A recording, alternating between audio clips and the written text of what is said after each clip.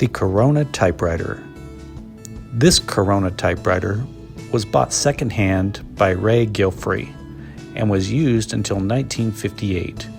When purchased, it came with a carrying case, manual, warranty card, typewriter brush, and typewriter wrench.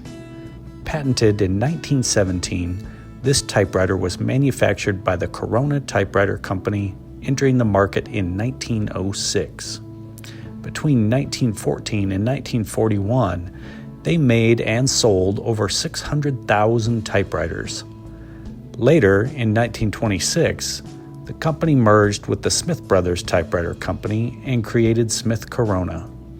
Typewriters were very useful for working in an office or at home. At a time when phones were not readily available, writing letters was essential for keeping in contact with loved ones.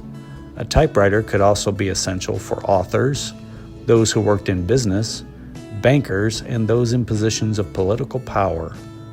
Today, with advancements in technology, computers are readily available and are now in most people's homes. They have the ability to connect us to friends, family, and coworkers quickly and easily.